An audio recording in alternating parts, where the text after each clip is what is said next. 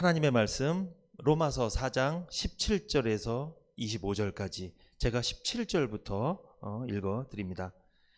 기록된 바 내가 너를 많은 민족의 조상으로 세웠다 하심과 같으니 그의 믿은 바 하나님은 죽은 자를 살리시며 없는 것을 있는 것 같이 부르시는 이시니라. 아브라함이 바랄 수 없는 중에 바라고 믿었으니 이는 내 후손이 이 같으리라 하신 말씀대로 많은 민족의 조상이 되게 하려 하심을 인함이라. 그가 100세나 되어 자기 몸에 죽은 것 같음과 사라의 태에 죽은 것 같음을 알고도 믿음이 약하여지지 아니하고 믿음이 없어 하나님의 약속을 의심치 않고 믿음에 견고하여져서 하나님께 영광을 돌리며 약속하신 그것을 또한 능히 이루실 줄을 확신하였으니 그러므로 이것을 저에게 의로 여기셨느니라. 저에게 의로 여기셨다 기록된 것은 아브라함만 위한 것이 아니요 의로 여기심을 받을 우리도 위함이니 곧 예수 우리 주를 죽은 자 가운데서 살리신 이를 믿는 자니라. 예수는 우리 범죄함을 위하여 내어줌이 되고 또한 우리를 의롭다 하심을 위하여 살아나셨느니라. 아멘. 로마서 4장 17절에서 25절입니다. 인정받는 믿음이라는 제목입니다. 이 세상에 교회가 참 많습니다. 그죠? 그리고 이 교회도 많을 뿐만 아니라 무슨 교단이 참 그렇게 많아요. 그죠? 우리는 어디에 소속돼 있죠? 장로회죠. 장로교회 우리는. 근데 뭐 어떤 교단이죠? 뭐 감리교도 있고 침례교도 있고 성결교도 있고 참 교단이 많습니다.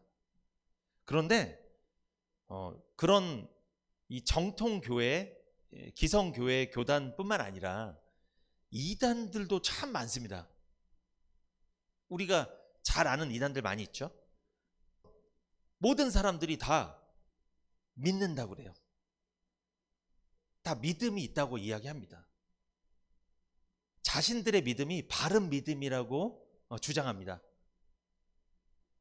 바른 믿음이 뭘까요? 나는 바른 믿음을 갖고 있습니다 하면 바른 믿음 되는 거예요?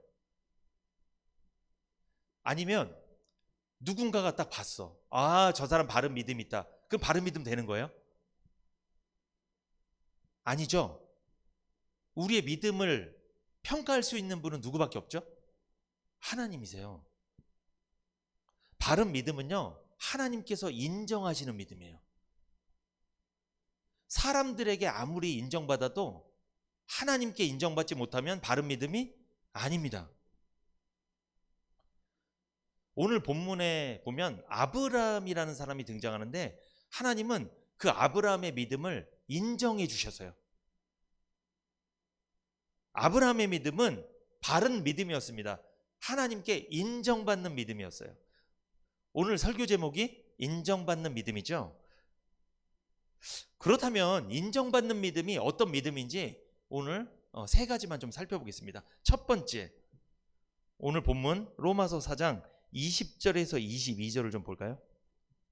믿음이 없어 하나님의 약속을 의심치 않고 믿음에 견고하여져서 하나님께 영광을 돌리며 약속하신 그것을 또한 능히 이루실 줄을 확신하였으니 그러므로 이것을 저에게 의로 여기셨느니라. 아멘. 인정받는 믿음, 첫 번째, 약속을 믿는 믿음입니다. 20절에 보면 하나님의 약속을 의심치 않고 믿음에 견고하여져서라고 나오죠. 의심이 뭐예요? 확실하게 알 수 없어서 믿지 못하는 마음이죠. 그것이 의심입니다. 아브라함은 의심하지 않았대요. 하나님의 약속을 믿었다고 성경은 기록합니다. 의심 없이 믿는 믿음이었다는 거예요. 내가 하나님께 어떤 약속을 받았어. 근데 내가 그것을 이게 과연 이루어질까? 안 되겠지? 이렇게 의심하고 있어. 그것은 하나님께 인정받는다 못 받는다? 못 받아요. 그거는 인정받지 못하는 믿음이에요. 축복합니다. 믿으려면 확실히 믿으세요. 될까 말까 긴가민가 이렇게 믿지 마시고 하나님이 어떤 약속을 하셨으면 믿으세요. 그것이 하나님께 인정받는 믿음입니다. 사람들이 왜 약속을 안 믿을까요? 이유가 있어요. 행위를 의지하기 때문에 그래요. 자기 노력을 의지하기 때문에 약속을 안 믿는 거예요. 로마서 4장 13절에서 14절 한번 볼까요? 아브라함이나 그 후손에게 세상의 후사가 되리라고 하신 언약은 율법으로 말미암은 것이 아니요 오직 믿음의 의로 말미암은 것이니라. 만일 율법에 속한 자들이 후사이면 믿음은 헛것이 되고 약속은 폐하여졌느니라. 아브라함의 자손이 있었는데 그 자손 중에 약속에 의한 사람이 있고 행위에 의한 사람이 있다는 거예요. 약속에 의한 사람은 누구죠? 이삭이었죠. 행위에 의한 사람은 이스마엘이었습니다. 이스마엘은요 계집종 하갈에서 났고요. 이삭은 누구에게? 자유하는 여자인 사라에게 났어요. 그러니까 이스마엘은 첩에게 난 거고 사라는 본처에게서 난 거예요. 하나님은 누구를 약속의 자녀로 주겠다고 약속했죠? 본처에서 난 이삭을 약속의 자녀다. 그래서 그 이삭이 아브라함이 받았던 모든 복을 상속받게 될 거라 약속하신 거예요. 갈라디아서 4장 21절에서 23절 한번 찾아보세요. 내게 말하라 율법 아래 있고자 하는 자들아 율법을 듣지 못하였느냐. 기록된 바 아브라함이 두 아들이 있으니 하나는 계집종에게서 하나는 자유하는 여자에게서 낳았다 하였으나 계집종에게서는 육체를 따라 낳고 자유하는 여자에게는 약속으로 말미암았느니라. 아브라함이 두 아들이 있답니다. 그런데 하나는 계집종에게서 낳았는데 그는 육체를 따라 낳았다고 했죠. 그러면 육체를 따라 낳았다는 말은 뭐냐면 행위에 의지해서 낳았다는 거예요. 약속과는 상관없이 하나님이 약속한 적도 없는데 누구의 행위에 의해서? 아브라함의 행위에 의해서 낳았다는 거예요. 그런데 자유하는 여자에게서 낳은 아들이 있다. 이삭이죠. 그는 아브라함의 행위에 의해서 낳은 게 아니라 하나님의 약속에 의해서 낳은 아들이라는 거죠. 아까 전에 로마서 4장 13절에서 14절을 보면 하나님은 아브라함의 후사가 되는 자가 약속으로 말미암은 자가 후사가 된다고 말씀하셨어요. 그런데 만약에 율법에 의해서 후사가 결정되면 하나님이 하신 약속은 의미가 있는 거예요? 없는 거예요? 없는 거예요.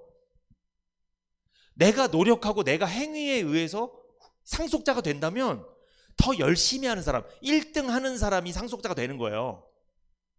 그렇다면 약속은 필요가 없어지는 거예요.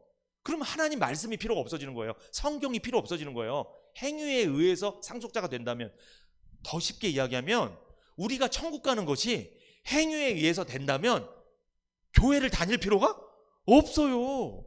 절에 다니시면 돼요. 그럼 차라리 세상에서 착한 일 많이 하면 되는 거예요. 전 그런 생각 해봤어요. 만약에 그랬다면 나는 천국 못 가겠다. 나보다 착한 일 더 많이 하는 사람 얼마나 많은데요. 세상에는요 자기 목숨을 내어주면서까지 착한 일 하는 사람이 있어요. 실제로 그런 사람이 있어요. 희생하잖아요. 자기 목숨을 내놓고 자기 전 재산을 다 내놓고 이런 사람들이 있어요.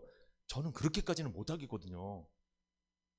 만약에 행위나 노력으로 구원을 결정한다면 탈락입니다. 저는 탈락이에요.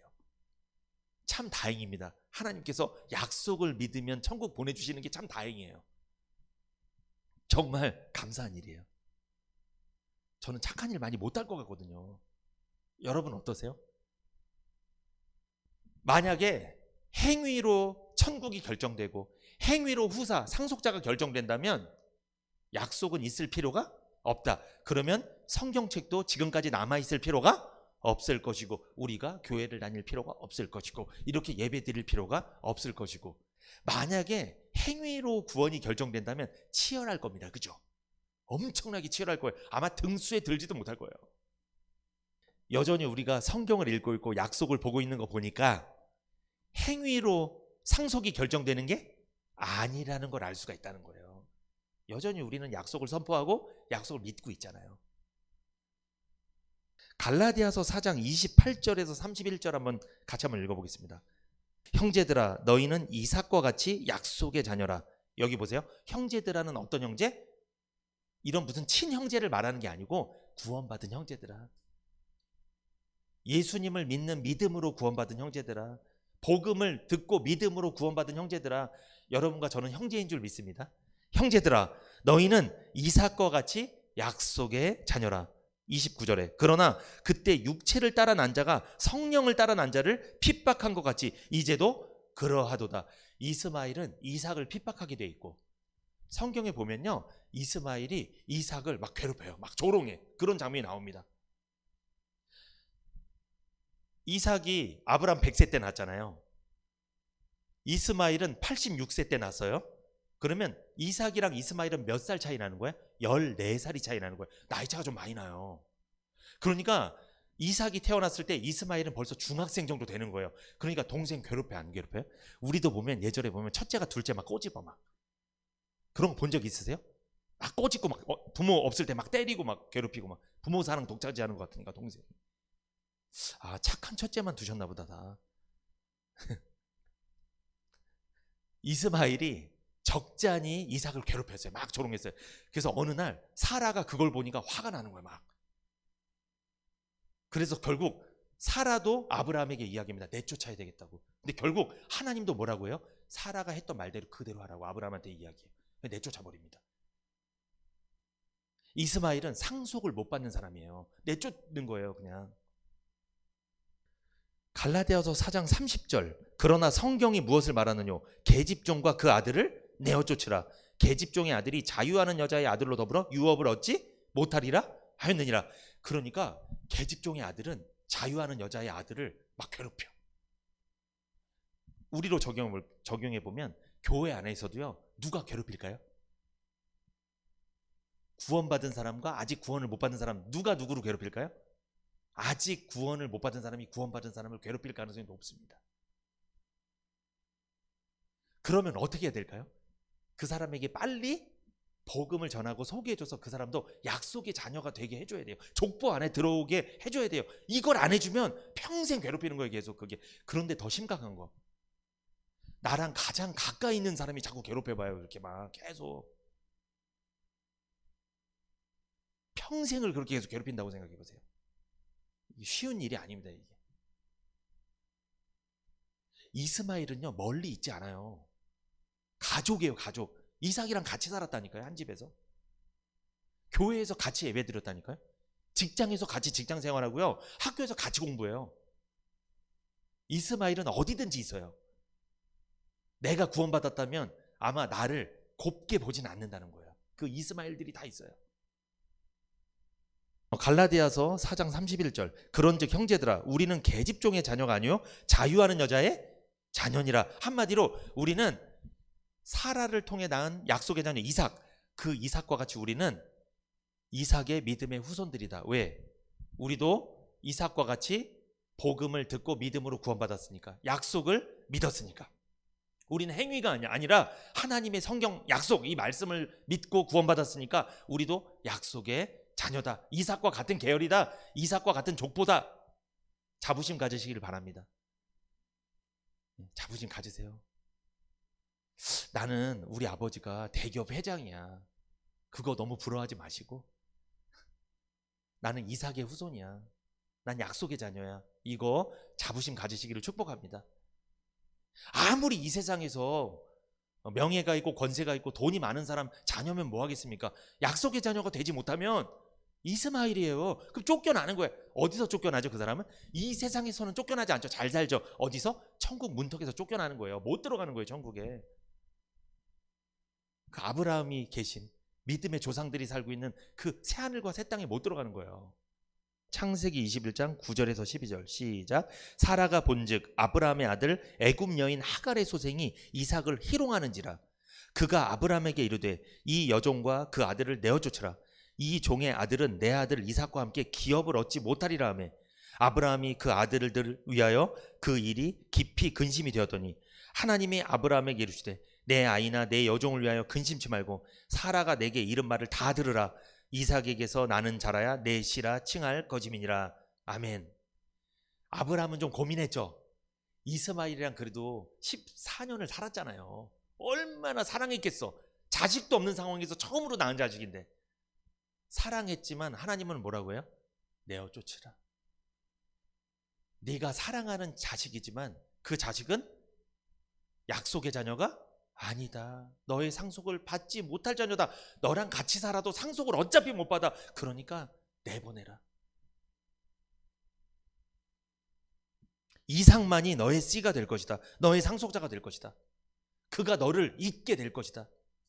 잊지 못할 자, 너를 이어주지 못하는 자는 같이 있으면 안 된다. 우리한테도 이스마엘이 참 많은데 여러분, 아브라함 지금 이스마엘 사랑했어요, 안 사랑했어요? 보면 11절에 아브라함이 그 아들을 위하여 그 일에 깊이 근심이 되었더니, 근심이 되었다는 건 뭐예요? 만약에 이스마엘 내쫓아 그랬다, 알겠습니다, 내쫓아, 이거는 사랑 안 한 거예요. 그런데 지금 아브라함은 근심하죠. 사랑했다는 거예요. 내쫓기 아까운 거예요. 우리한테 있죠. 우리한테 이스마엘 뭐예요? 하나님이 우리 보고 그거 멀리하라고 그랬어. 이제는 그거랑 이혼하라고 그래서 헤어지라고 그랬어. 근데 우리가 정말 헤어지지 못하는 거 있죠. 우리가 정말 하나님보다 가끔은 더 사랑하는 거, 말을 더 안 하겠습니다. 말 안 해도 다 아시니까. 많아요. 말하면 아마 밤샐 거야 아마. 그게 우리한테 이스마엘이 될 수 있어요. 아브라함에게 이스마엘이 내쫓기 근심이 되는 사람이었잖아요. 우리한테도 이거 내가 말씀보다 이걸 더 사랑하면 안 되는데, 그런데 근심되는 게 있어. 내쫓아야 되는데 잘 내쫓지 못하는 것들 있죠. 이 우리의 연약함입니다. 그게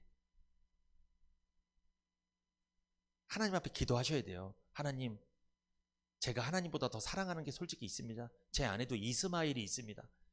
하나님, 그러나 하나님 내쫓게 해주세요. 하나님을 더 사랑하게 해주세요. 하나님보다 더 앞서게 하지 마세요. 하나님보다 더 사랑하는 존재가 없게 해주세요. 제 마음속에.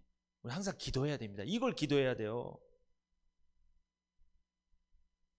이스마엘이 아브라함 집에 있는 한 조용할까요? 시끄럽까요? 시끄럽습니다. 맨날 괴롭히는 거예요. 누구를? 이삭을. 상속받을 사람을 괴롭혀. 자꾸만 막 이렇게. 시끄러워. 그래서 분쟁, 다툼 이런 게 막 일어나. 그래서 여러분, 가정도 그렇고요, 교회도 그렇고 국가도 그렇고, 시끄러워요, 안 시끄러워요? 사실 좀 시끄러워요. 왜냐하면 여러 사람이 살고 있어서 그래요. 구원받은 사람과 구원받을 사람이 섞여 있어서 시끄러운 거예요. 그래서 이스마엘들이 이삭들을 가만히 안 놔두기 때문에 분쟁이 자꾸 발생하는 거예요. 이해하십시오. 그럼 우리는 분쟁이 안 발생하게 하려면 어떻게 해야 돼요? 최대한 안 발생하게 하려면 복음을 많이 전해가고 빨리 약속의 자녀가 되게 도와주는 거예요. 그러면 분쟁이 많이 안 생겨요. 그러면 교회가 평화로워요. 그러면 한 믿음으로 교제도 잘 돼. 딱 이렇게. 중요합니다. 이게 정말 중요한 말씀이에요. 약속을 믿는 믿음이 인정받는 믿음입니다. 율법의 행위로, 인간의 공로나 노력으로는 하나님 앞에 믿음을 인정받지 못합니다. 하나님의 약속 받은 적 있어요? 예배 시간에 말씀을 듣는 사람이 있고요, 말씀을 받는 사람이 있어요. 이게 달라요. 여러분, 누가 말씀을 들을까요? 예배 참여한 사람 다 듣습니다. 유튜브로 들어도 다 듣는 거예요. 그런데 듣는 거랑 받는 거랑 뭐가 차이가 나냐면, 말씀을 전했을 때 우선 들어요. 근데 그것을 나에게 하신 약속으로 믿는 사람은 받은 사람이에요. 말씀을. 그러니까 내가 오늘 예배를 드렸는데 나 오늘 이게 좀 믿어졌어. 이게 어떤 부분, 전체적으로 다 안 믿어져도 어떤 부분이 나한테 참 은혜가 가다고 믿어졌어. 그러면 그 사람은 그 부분을 받은 거예요. 말씀을 받은 거예요, 그 사람은. 그런데 말씀을 많이 들었는데 나한테 적용되는 것도 없고, 뭐 나에게 하신 말씀이라고 들리지 않아. 꼭 남에게 하신 말씀으로 들려. 자꾸만 누가 들었으면 하는 생각으로 자꾸만 들려. 이렇게. 그러면 그 사람은 말씀을 들은 거예요. 받은 게 아닙니다. 축복합니다. 말씀을 받으시기를 축복합니다. 받으세요, 여러분. 말씀을 받으려면 물론 들어야 되지만 듣는 단계에서 끝나지 마시고 받으세요. 말씀. 나에게 하신 약속으로 받으시기를 축복합니다. 오늘 제가 첫 번째 대지 뭘 전해드렸어요? 약속을 믿는 믿음이 하나님께 인정받는 믿음입니다. 그러면 이 말씀 듣고서 어떤 생각하셔야 돼요? 여러분 마음속에, 나 이제 목사님이 말씀 전하실 때 나에게 하신 약속을 좀 발견해 봐야 되겠다. 그 안에 약속이 어떤 약속이 있는지 한번 내가 집중해서 한번 생각하면서 들어봐야 되겠다. 요렇게 적용이 돼야 된다고요. 요렇게 적용되셨습니까? 그러면 받으신 거예요, 말씀을, 그 사람은. 근데 하나님이 인정하는 믿음은 약속을 믿는 믿음이다. 첫째 이게 들어서 그냥 끝났어. 들은 거예요, 그 사람은. 나한테 적용이 안 된 거예요. 다음번 예배 와도 또 그렇게 들어. 그냥 계속 이래. 물론 예배에 오시고 들으신 거 너무 잘하신 거예요. 그런데 거기에서 끝나면 아쉽다는 거죠. 두 번째, 로마서 4장 17절 한번 읽어보겠습니다. 기록된 바 내가 너를 많은 민족의 조상으로 세웠다 하신 것 같으니 그의 믿은 바 하나님은 죽은 자를 살리시며 없는 것을 있는 것까지 부르시는 이신이라. 죽은 자를 살리시며, 아브라함이 이거 언제 믿었죠? 죽은 자를 살리실 하나님 언제 믿었죠? 자기 자식을 모리아산에서 죽일 뻔했죠. 번제로 진짜 드리려고 했잖아요. 왜 드리려고 했어요?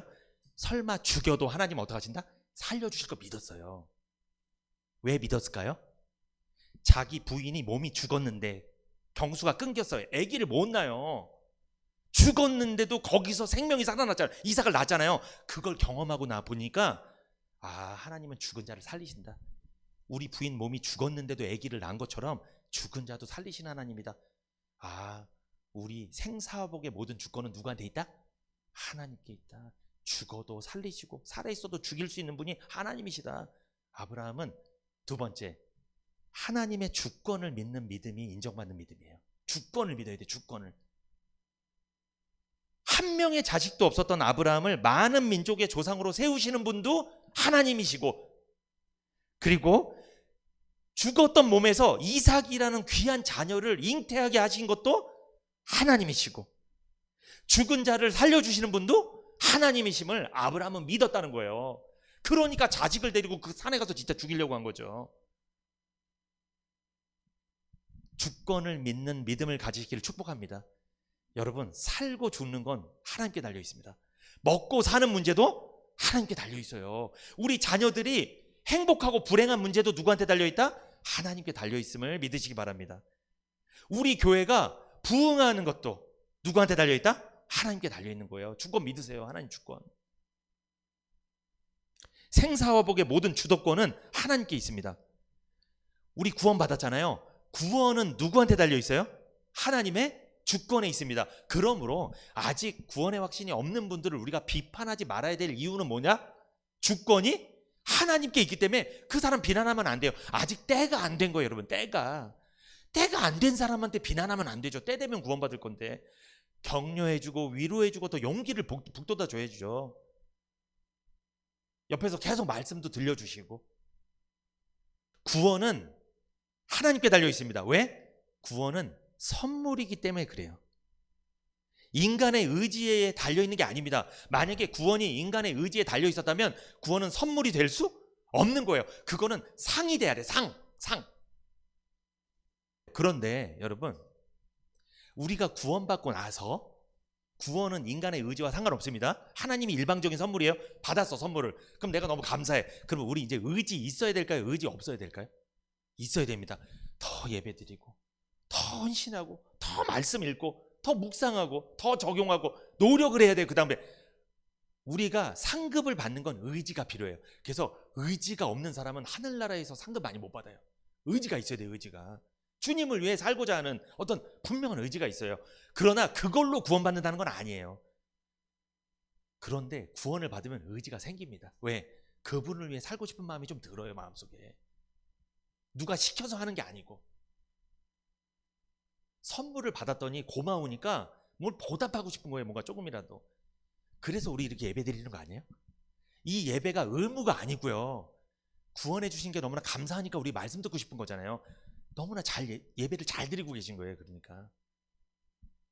에베소서 2장 1절 한번 읽어보겠습니다. 한번 찾아보세요. 너희의 허물과 죄로 죽었던 너희를 살리셨도다.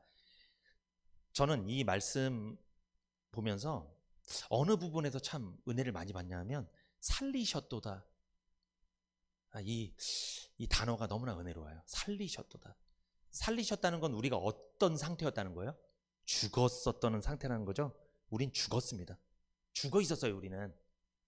우리가 뭐 실신하거나 기절하거나 그 상태에서 살리신 게 아니라 완전히 죽었는데 뭐 하신 거다? 살리신 거예요. 죽은 사라의 몸에서 이삭을 낳게 한 거랑 똑같다는 거죠. 죽어 있던 상태에서 우리 영혼이 죽어 있었는데 그 영혼을 살리셨다는 거예요. 그런데 하나님 우리를 어떻게 살려주셨죠? 거기 보세요. 에베소서 2장 1절에 너희의 허물과 죄로 죽었던 너희를 살리셨도다. 그때가 언제예요? 너희들이 구원받기 전에. 세상에 있을 때, 하나님 만나지 못했을 때, 그때 너희가 그 가운데서 행하여 이 세상 풍속을 좇고 이 세상 유행 따라 살고 이 세상 문화 따라 살고 이 세상 지식 따라 살고 공중 권세 잡은 자를 따랐으니 곧 지금 불순종의 아들들 가운데 역사는 영이라. 전에는 우리도 다 그 가운데서 우리 육체의 욕심을 따라 지내며 육체와 마음이 원하는 것을 하여 다른 이들과 같이 본질상 진노의 자녀였더니. 그러니까 한마디로 우리는 어떤 자녀였대요? 진노의 자녀. 여기서 이 진노의 자녀는 마귀의 자녀 이런 뜻이 아닙니다. 여러분, 마귀는 자녀가 없어요. 그러면 세상에 있는 아직 예수님을 믿지 않는, 복음을 듣지 못하고 구원받지 못한 자녀들은 다 무슨 자녀예요? 지금 진노의 자녀. 마귀의 자녀가 아니고요. 진노의 자녀는 하나님의 진노가 임해 있는 자녀라는 거예요. 그러니까 하나님과 관계가 끊어져 있어서 하나님의 은혜와 하나님의 복과 하나님의 평안이 차단된 상태. 그러니까 자기 자신의 생각과 욕심과 자기 자신의 의지로만 살아가는 사람들, 이 사람이 진노의 자녀예요. 진노의 자녀니까 무슨 진노 써붙이고 다니는 게 아닙니다. 그런 게 아니고요. 여러분, 진노의 자녀들이요, 주말에 가면 인천대공원에서 신나게 놀아요. 얼굴은 아주 진노의 자녀가 아니야. 아주 평안해. 교회 안 다니는 사람들이 더 때깔이 좋아, 얼굴이. 우리가 더 좀 힘든 것 같아, 교회 다니는 사람. 왜? 세상에서 돈도 벌고 예배도 드려야 되니까 얼마나 힘들어요. 그들은 놀기만 하는데, 세상에 돈 벌고 신나게 자기를 위해서 신나게 여행 다니고 노는데 얼마나 좋아, 몸이. 몸 관리도 받고 막 이렇게. 그런데 진노의 자녀. 진노 써붙인 게 아니고 얼굴은 굉장히 화평해 보이는데 하나님의 진노가 머물러 있다는 거예요. 그렇게 살다 결국 어떻게 되는 거예요? 영원히 심판받고 지옥 가버리는 거죠. 거기서 건져내야 돼요. 그러니까 이 복음을 전해서 그 사람들을 건져내려 하다 보니까 그 사람들이 이해를 못하는 거예요. 왜? 난 지금도 편한데, 내가 볼 때는 당신이 더 힘들어 보이는데, 구원받았다고 얘기를 하는데 더 힘들어 보여 보니까 나보다 얼굴이 더 새까매. 나는 더 얼굴 색깔도 좋고 더 편한데. 이래서 안 믿어요, 세상 사람들. 아무리 복음을 얘기해도 진노의 자녀라고 생각이 안 드는 거예요. 여러분, 노아가 방주 만들 때 많이 얘기했을 거예요. 하늘에서 비가 내리면 이 방주에 타야 된다고. 탔을까요? 안 탔을까요? 안 타요. 다 진노의 자녀들인데 말을 안 들어요. 내가 방주에 왜 타냐는 거예요. 이 세상이 이렇게 좋은데, 이 세상 너무나 누릴 게 너무나 많은데 내가 왜 그 방주에 타서 그 사방이 막혀있는 거기를 왜 타고 내가 그 어두운데 왜 들어가 있냐는 거예요, 방주에. 아니, 이 조그만 교회에 와서 뭔 예배 드리냐는 거예요. 지금 세상에서 신나게 트로트 틀어놓고 신나게 놀고 친구들 만나고 맥주 한잔 쫙 하고 신나게 그렇게 살아도 그만인데 얼마나 밤바람이 시원하고 얼마나 좋은데 지금 왜 이렇게 예배를 드리고 있냐는 거예요. 이런데 방주 안에 들어가고 난리가 날 겁니다. 주님 오시면.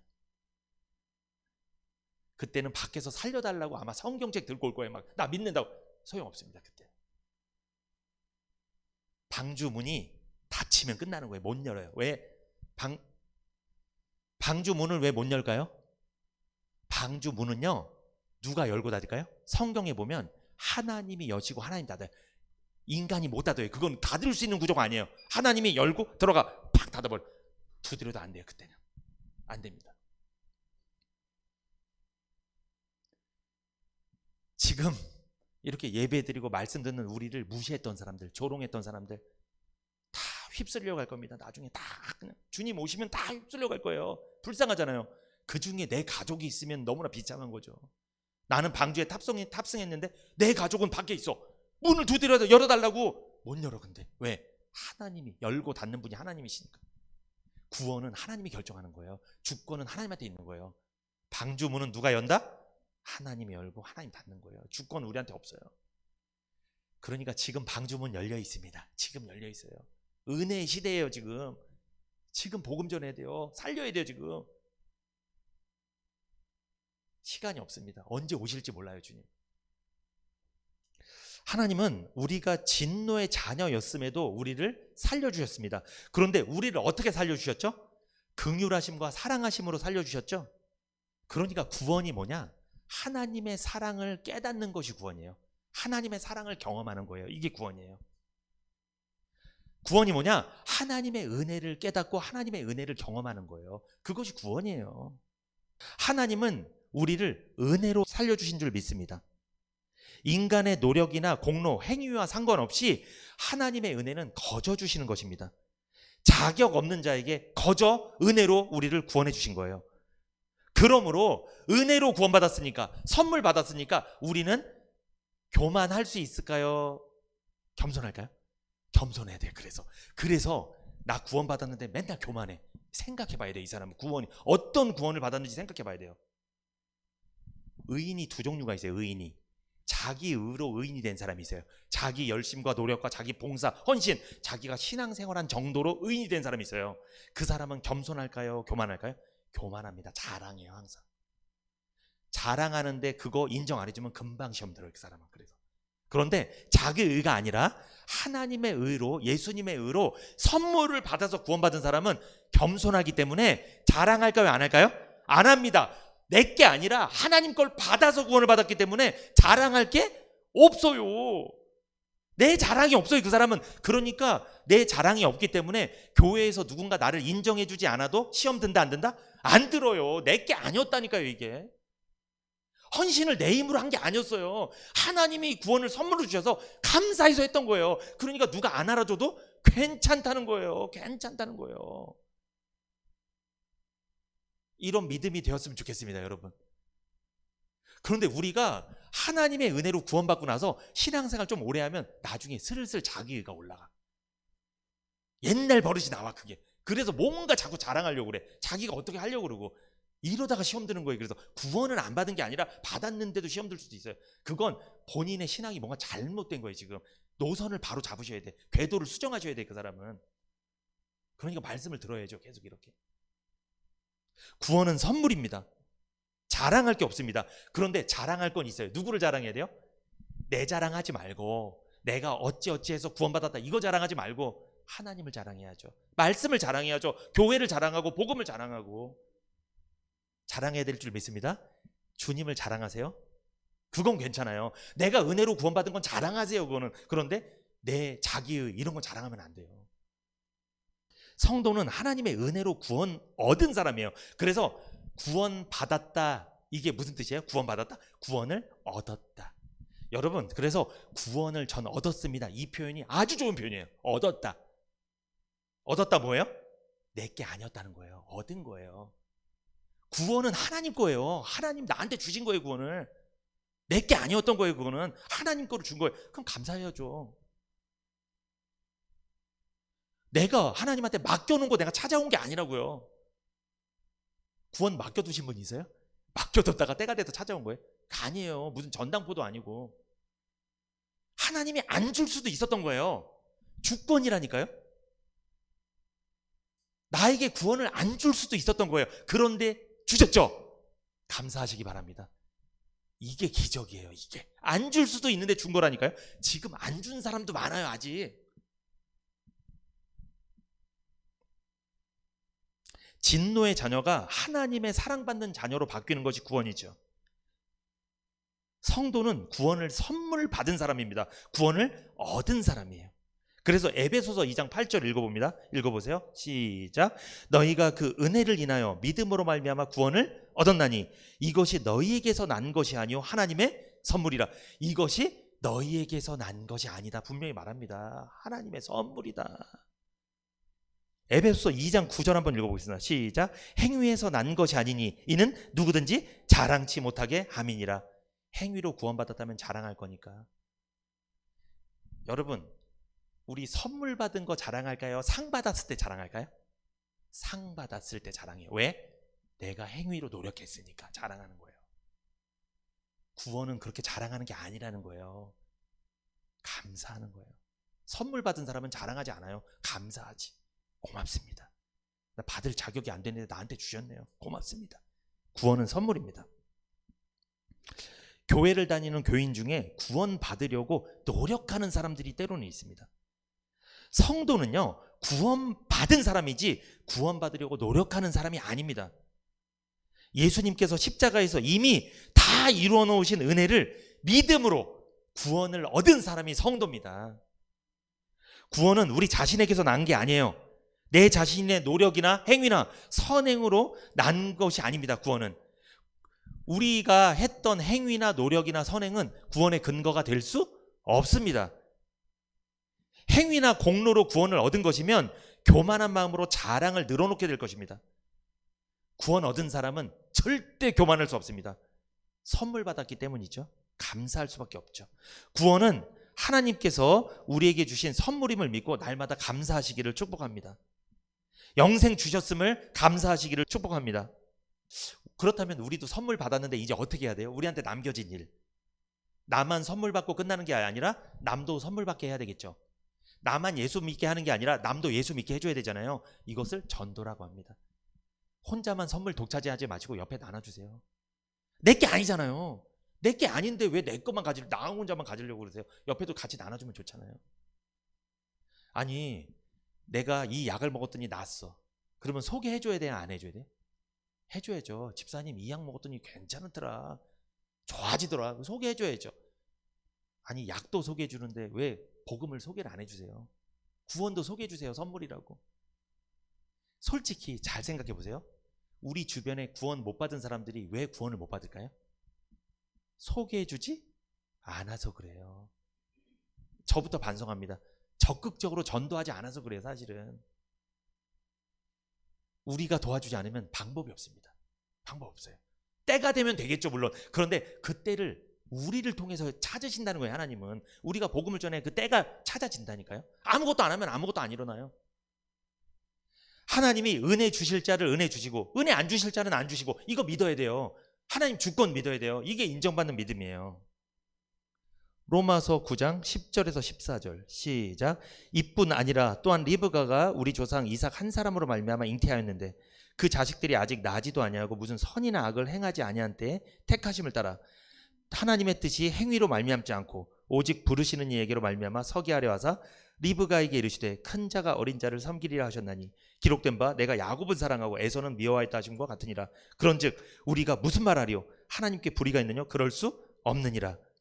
이삭의 아내 리브가가 에서와 야곱을 쌍둥이를 임신했을 때 하나님이 뱃속에 있을 때 뭐라고 말씀하세요? 13절 기록된 바 내가 야곱은 사랑하고 에서는 미워하였다 하심과 같으니라. 이게 주권입니다. 이것은 우리가 건드릴 수 있는 부분이 아니에요. 우리가 하나님 앞에 왜 이렇게 하세요? 말할 수 있는 부분이 아니라는 거예요. 고유의 권한이세요. 하나님의 권한, 주권. 부름 받는 이한테 말미암는 거예요? 부르시는 이에게 말미암는 거예요? 부르시는 이에게 말미암는 거예요. 부름 받는 이에게 말미암으면 그건 행위죠. 노력이죠. 공로죠. 그게 아니라는 거예요. 부르시는 이가 마음에 드는 애를 선택한다는 거예요. 그러니까 에서는 하나님이 마음에 안 들었나 봐요. 야곱은 마음에 들었나 봐요. 이걸 어떻게 하겠어요? 이거를 하나님 그렇게 하시는 건데. 근데 놀랍게도 에서는 첫째고 야곱은 둘째죠. 그러면 야곱은 장자권이 있어요, 없어요? 사실 없는데 나중에 장자권을 받게 된 거예요. 이거는 뭘 뜻하는 거죠? 장자권을 주는 분은 누구다? 하나님이. 그러니까 첫째니까 무조건 받는 게 아니고 누가 받는 거예요? 하나님이 지정한 사람이 받는 거예요. 생각해 보세요. 유대인들은 첫째예요. 유대인들은 지구상에서 하나님의 말씀을 가장 먼저 받은 사람들이에요. 장남이라니까요. 이 세상에 민족들이 되게 많잖아요. 그 중에 1번 민족이 유대인이에요. 왜? 하나님과 함께한 역사거든요. 그들의 역사고 그들의 이야기들이잖아요, 다. 그런데 유대인들이 장남인데 하나님이 한국 사람인 우리를 먼저 구원해서 우리가 야곱이에요. 우리가 둘째를 첫째 만드신 거예요. 은혜입니다. 그래서 은혜라는 거예요. 하나님 주권이라는 거예요. 행위나 노력이나 공로였으면 우리는 구원받을 수 없어요. 누가 구원받아야 돼요? 유대인들이 구원받아야 돼요. 그들이 얼마나 열심히 하는데요, 하나님 앞에. 우리는 그렇게 신앙생활 못해요. 그들은 철저하게 신앙생활 잘해요. 열심히 해요. 그랬다면 그들이 장자권을 받았겠죠? 아닙니다. 혈통으로는 장자권이 있지만 그들에게 우리는 영적으로는 우리가 장자입니다. 이거 믿으셔야 돼요, 여러분. 왜? 하나님의 은혜로 우리를 장자 삼으셨기 때문이에요. 하나님의 주권 하에서. 우리는 야곱이었습니다. 그러나 하나님 우리를 장자 삼아 주셨습니다. 구원은 사람에게서 나는 것이 아님을 알 수 있죠. 하나님에게서 나는 거예요. 그래서 아브라함은 이걸 믿었습니다. 이 믿음을 믿었어요. 아, 하나님의 주권이다. 하나님의 은혜로 구원받는 거다. 이걸 믿은 거예요. 왜? 아브라함도 자식을 낳을 수 없는 상황에서 자식을 낳았잖아요. 기적을 경험했잖아요. 하나님의 주권을 경험한 거잖아요. 하나님의 역사심을 경험한 거잖아요. 하나님께 인정받는 믿음을 갖고 싶습니까? 그러면 하나님의 은혜를 믿으십시오. 행위를 믿지 마세요. 내 노력을 믿지 마세요. 하나님의 은혜를 믿어야 됩니다. 하나님은 지금도 은혜 베푸시기를 기뻐하십니다. 마지막입니다. 오늘 로마서 4장 19절에서 22절 같이 한번 읽어볼까요? 그가 100세나 되어 자기 몸에 죽은 것 같음과 사라의 태에 죽은 것 같음을 알고 믿음이 약하여지지 아니하고 믿음이 없어 하나님의 약속을 의심치 않고 믿음에 견고하여져서 하나님께 영광을 돌리며 약속하신 그것을 또한 능히 이루실 줄을 확신하였느니 그러므로 이것을 저에게 의로 여기셨느니라. 여기 21절에 약속하신 그것을 또한 능히 이루실 줄을 뭐하다? 확신하였으니. 그러니까 아브라함이 하나님의 약속을 믿기도 했지만 하나님의 세 번째 능력을 믿었습니다. 능력을 믿는 믿음이 인정받는 믿음이에요. 아브라함은 하나님의 능력을 믿었습니다. 자신의 무능하고 불가능한 자신의 몸을 바라보지 않았습니다. 그는 자기 부인의 몸을 바라보지 않았어요. 하나님의 약속을 믿고 하나님의 능력을 믿었습니다. 어떤 능력? 우리 부인이 애를 못 낳는 상황이지만 낳는다 안 낳는다? 낳는다. 이걸 믿었어요. 죽은 몸에서도 생명을 잉태시키는 하나님의 전지전능한 능력을 믿었다는 거예요. 창조주 하나님을 믿었다는 거예요. 그러므로 자신을 보지 말고 하나님의 능력을 바라봐야 됩니다. 자신을 바라보면 항상 부족합니다. 그래서 믿음이 생기지 않는 거예요. 불가능한 자신을 바라보지 마십시오. 내 형편, 내 처지를 바라보지 마세요. 지금 우리 교회의 모습을 보면 참 사람이 아직 많지는 않고 하니까 좀 위축될 수도 있어요. 이런 모습을 보지 마세요. 하나님 약속을 믿으세요. 하나님 뭐라고 약속하셨죠? 내가 너를 많은 민족의 조상이 되게 해주겠다. 우리 시흥은혜교회를 통하여 성도들도 많이 부흥할 뿐만 아니라 그 안에서 구원받는 영적인 자손도 많이 나타나게 될 줄 믿습니다. 이거 믿으세요. 이거를 약속을 믿으세요. 그리고 하나님의 능력을 믿으세요. 개척교회를 부흥시켜서 일으키시는 하나님의 능력을 믿읍시다. 우리 전 믿을 겁니다. 이거 믿습니다. 여러분 가정 힘드세요? 좀 어려우세요? 사업이 좀 힘듭니까? 직장 좀 힘듭니까? 믿으십시오. 하나님께서 수년 내에 부흥케 하시고 생육하고 번성하여 땅에 충만케 하시는, 확장시키시는 그 하나님의 능력을 믿자고요. 하나님 우리 가정을 이대로 두지 않을 겁니다. 하나님 우리 자녀들을 이대로 두지 않을 겁니다. 우리 직장, 우리 사업장을 이대로 두지 않을 거예요. 이거 믿으세요. 아브라함은 믿었습니다. 우리도 믿자고요. 자신 바라보지 마세요. 항상 부족한 뿐입니다. 하나님의 능력을 믿는 믿음이 아브라함의 믿음입니다. 하나님의 능력은 우리를 능히 구원하실 수 있습니다. 영적으로도 구원하실 수 있을 뿐만 아니라 삶에서도 구원해 주실 줄 믿습니다. 하나님은 충분히 하실 수 있는 분이에요. 자신을 바라보지 말고 우리를 구원하시는 예수 그리스도를 바라보세요. 히브리서 12장 1절에서 2절 한번 찾아보세요. 히브리서 12장 1절에서 2절. 이러므로 우리에게 구름같이 둘러싼 허다한 증인들이 있으니 모든 무거운 것과 얽매이기 쉬운 죄를 벗어버리고 인내로서 우리 앞에 당당한 경주를 경주하며 믿음의 주요 또 온전케 하시는 이인 예수를 바라보자. 저는 그 앞에 있는 즐거움을 위하여 십자가를 참으사 부끄러움을 개의치 아니하시더니 하나님 보좌 우편에 앉으셨느니라. 아멘. 이 당시 그리스 헬라 쪽에 올림픽을 했잖아요. 막 그런 문화가 있어요. 경기를 하고 선수들이 그것을 예를 들어서 설명을 하고 있는 거예요. 구원받은 성도는요, 운동장에 나간 선수와 같아요. 그래서 가만히 있어야 돼요. 경기를 해야 돼요. 의지를 갖고 이제 뛰어야 되는 거예요. 그래서 여러분 우리는 관중이 아니에요. 그래서 교회를 관중처럼 예배드리면 안 돼요. 와서 우리는 관중이 아니라 뭐다? 선수입니다. 여러분 선수는 뛰는 거예요. 무조건 표대를 향해서 달려가는 거예요.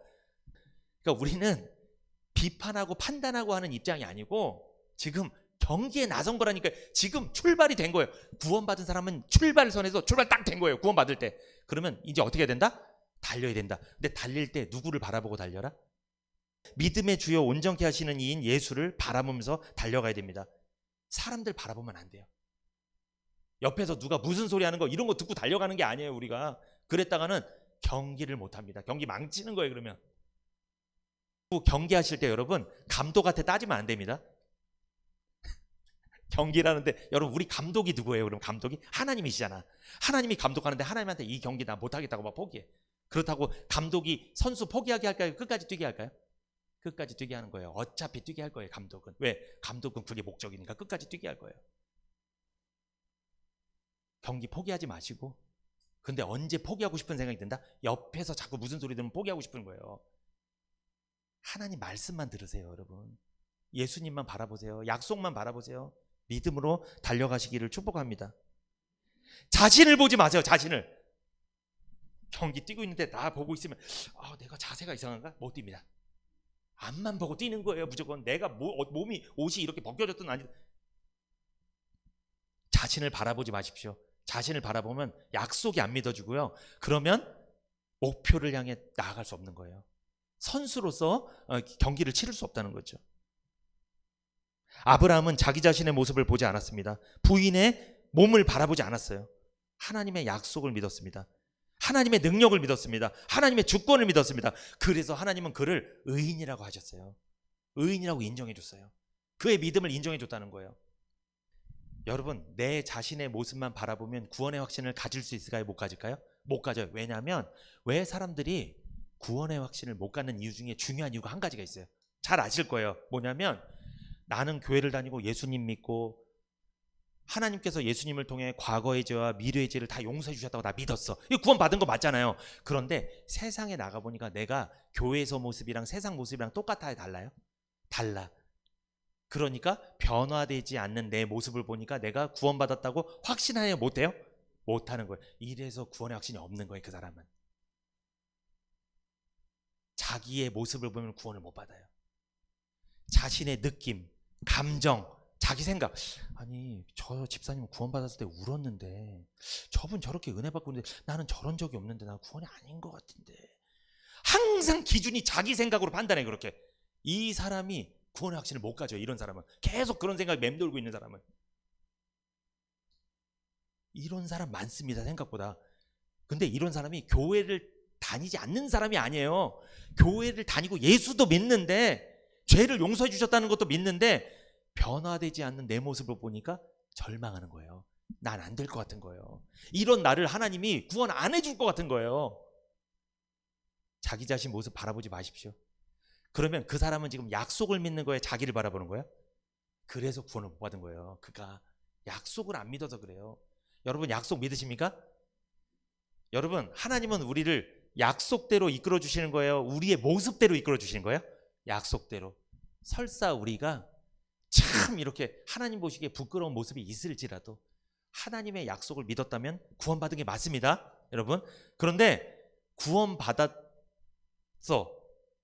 나 구원받았으니까 그냥 이렇게 막 살아. 그러면 구원받았잖아. 뭐. 여러분 이걸 무슨 파라 그래요? 이거를 구원파입니다. 여기. 구원받았잖아. 왜? 약속 믿어. 됐잖아. 내 자신의 모습 안 바라본다. 이건 엉망으로 살면 어때? 나 구원받았는데. 요게 구원파예요. 성경에 보면요. 여러분 구원을 내가 받았어요. 약속을 믿고. 그러면 막 살까요? 그럴 수 없을까요? 말씀드릴게요. 그럴 수 없느니라. 로마서에 나옵니다. 바울이 이야기해요. 그럴 수 없느니라. 그건 하나님을 기만하는 거다. 하나님께 제대로 은혜를 받고 사랑을 받았으면 약속이 믿어졌으면 성령이 역사했으면 그렇게 일부러 막 살진 않는다고. 어쩔 수 없이 그런 상황에 놓일 수는 있지만 그렇게 의도적으로 막 그렇게 그건 하나님을 약 올리는 거예요. 하나님이 속을까요? 안 속을까요? 절대 안 속아요. 아니 우리도 안 속아. 그거는 잘 분별하셔야 됩니다. 인정받은 믿음을 갖고 즉 아브라함의 믿음이 우리의 믿음이 되기를 소망합니다. 하나님의 능력을 믿으시고 주권을 믿으시고 약속을 믿어 하나님께 인정받는 믿음으로 승리하며 살아가시기를 축복합니다.